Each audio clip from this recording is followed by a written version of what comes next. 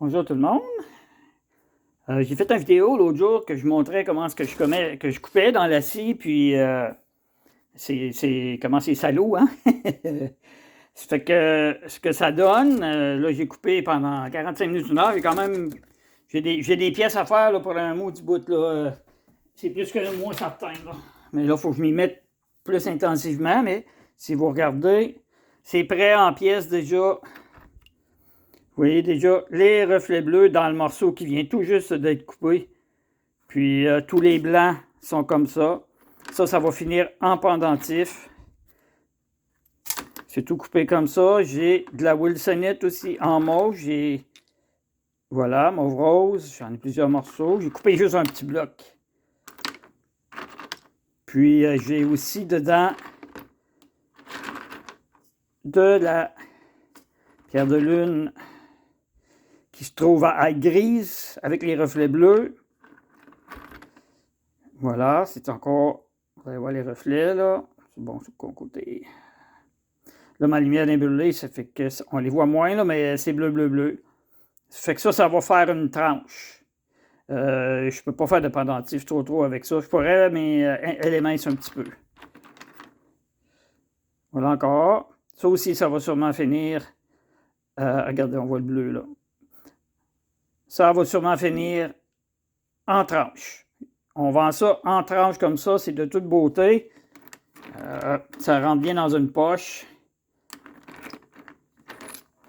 Parce que, je vais vous expliquer pourquoi. Il faudrait que j'enlève tout le jaune orange auto qui est de l'oxydation.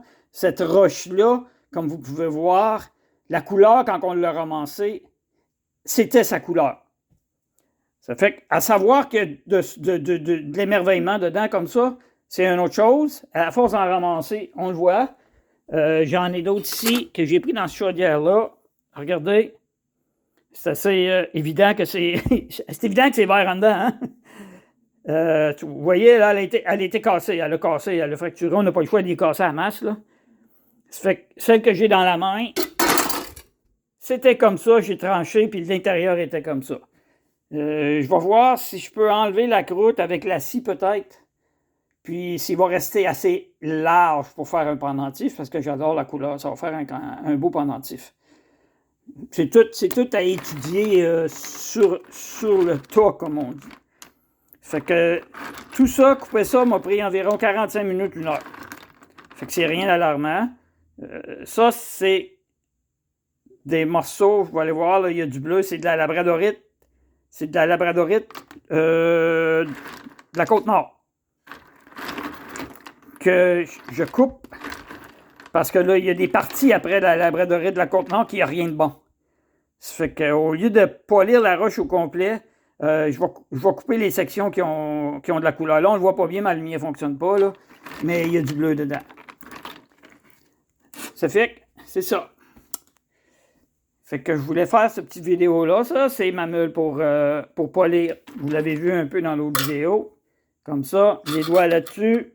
Puis, au bout d'une journée, tous ces doigts-là saignent de partout. Il faut que j'arrête. Même avec des gants, là, j'ai des petits gants de Robert, là, mais écoutez, ça l'use, là. Fait que j'ai encore un système primitif ici. J'ai pas les moyens de me payer d'autres choses. Ça fait que quand les dents saignent toutes, on arrête 2 jours, puis on prend un break.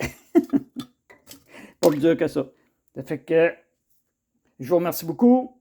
Puis continuez de me suivre là-dessus. C'est juste un commencement. Il y a des belles choses qui s'en viennent. Ça fait que je vous remercie de m'appuyer dans tout ce que je fais, que ce soit avec mes autres pendentifs que j'avais déjà fait, mais que j'avais en quantité quand même assez considérable. Ça fait que je vous remercie et je vous souhaite une belle fin de journée.